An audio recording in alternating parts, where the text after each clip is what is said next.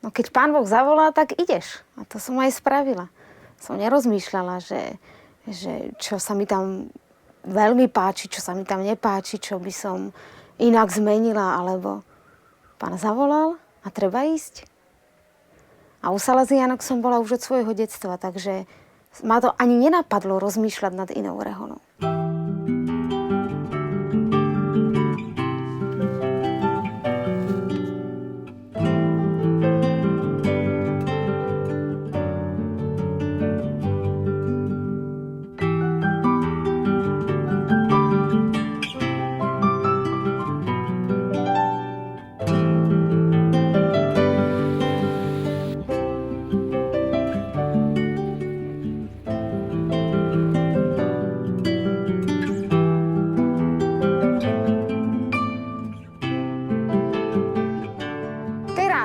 Ďakujeme ti, Ondrejko. Môže si ísť vybrať zvieratku Peter Salaj. Opatrne, Peťko Salaj, pomaličky, dobre? Uvidíme, dobre? Ale jak to mám? Autíčko môžeš kliknúť, aby si sa dostal teraz naspäť na miesta, kde sú zvieratka. A? Klikni. Výborne! Pozrite sa, aké sú tie žirafy veľké. Čo si myslíte, koľko metrov môže mať taká žirafa? 18, 100 metrov, to je veľa. Konkrétne v našej škôlke sa nesnažíme o vyslovene náboženskú výchovu ako nejakú vyučovaciu hodinu, ale snažíme sa tie náboženské prvky vsúvať do všetkého možného.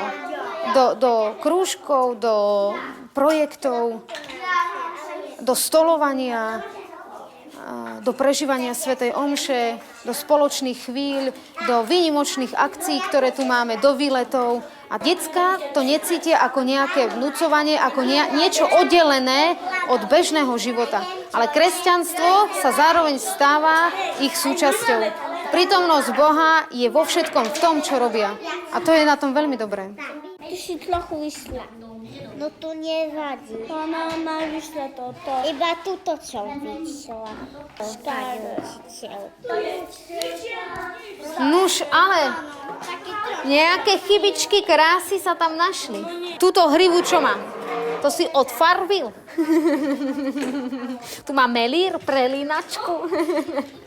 Skús dofarbiť ešte tie časti, ktoré ti chýbajú. Dobre, aj toto kopytko ti ešte chýba. Hej, skús. Ja si z toho robím levicu.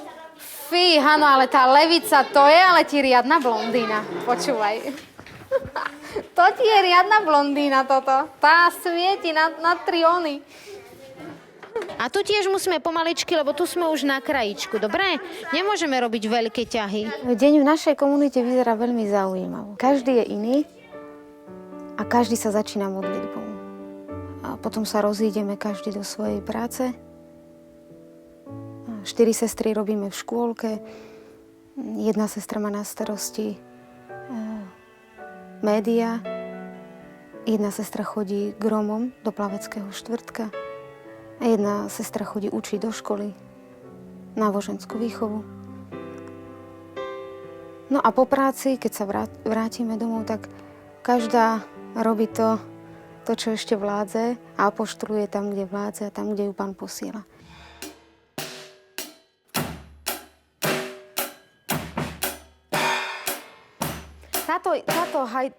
Keď dávaš na splešku, to druhýkrát to bolo lepšie. Tým, že pomalšie hráš a nie som si teraz istá, že či to tam ide dobre, alebo či tam nerobíš takú väčšiu pauzu. Medzi tým, že aby si to videla, že jak to znie, poprípade môžeme niečo iné vymyslieť. Dobre? Aha, ty máš tak nízko stoličku, dobre, no, tak nevadí, dobre. Ja zvyknem mávať vyššie. Ja sa potom pôjdem aj prezuť, hej? Lebo... Dobre, super. Čo? Mne sa ťažko hrá v papučách, ja potrebujem. Dobre, takže skúsime tú vyšmičku, dobre? Ja to zahrám pomalšie a ty si sleduj, že kedy otváram hajtku. Dobre? A počkaj pomalšie.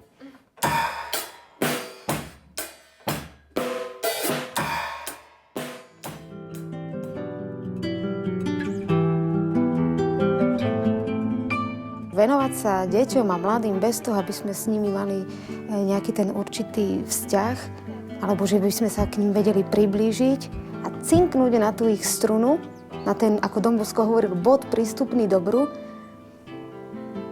tak toto je základ našej charizmy.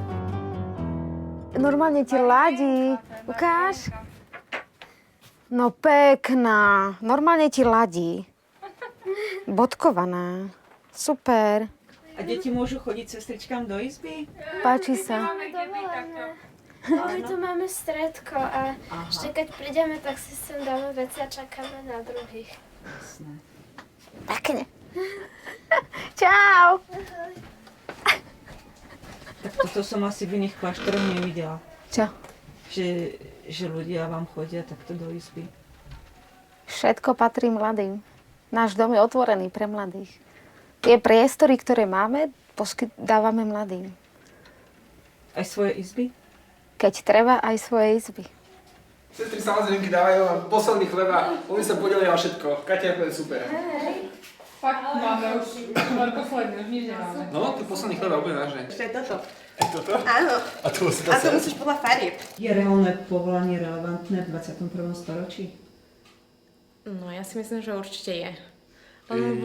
Ja si myslím, že je, ale musia tam byť tí, ktorí majú tomu povolania dar od Boha.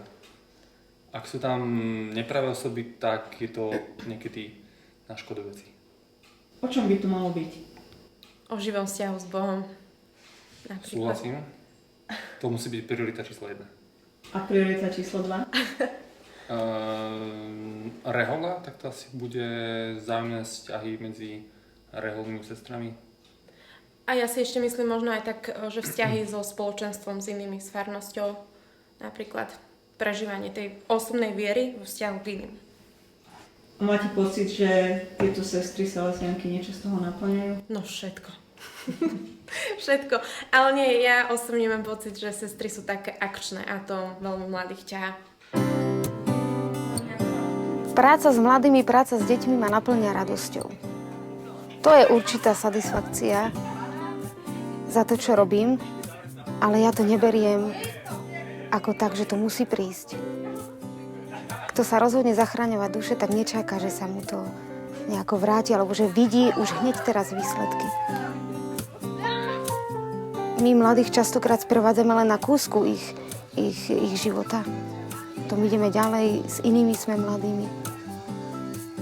Nečakáme, že uvidíme hneď tú ich zmenu alebo premenu. A častokrát je to opačne, že mladí zmenia nás k dobru. Kam sa chystáme, deti? Na plavecký kurz ideme. Ja som ich videl. Ty si ich videl? Hej. Tak si už musíme nastúpiť. Poďme. A ja som... Wow, super.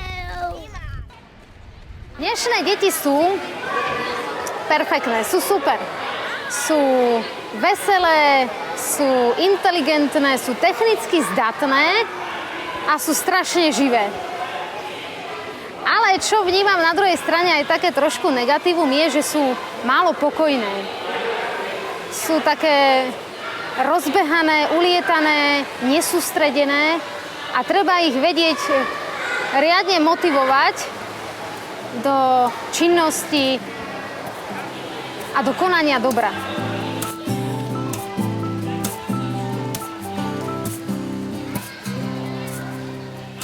Čo chcem odovzdať deťom? Všetko to, čo dostávam od Pána. Chcem im nechať priestor, aby oni mohli rásť. Chcem im odovzdať kúsok zdravého rozumu a otvorené srdce. Pre to, čo Pán posiela. Aj pre nich, aj pre ich blízkych, pre ich kamarátov. Úsmev ich chcem odovzdať. Každý deň aspoň jeden.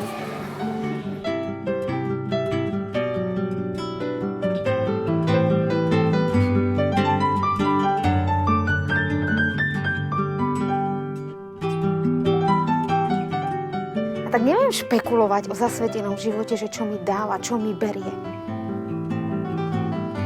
Chcem patriť Pánovi a robím to, čo mi On dáva poznávať ako svoju vôľu. Špekulovanie nie je môj obor.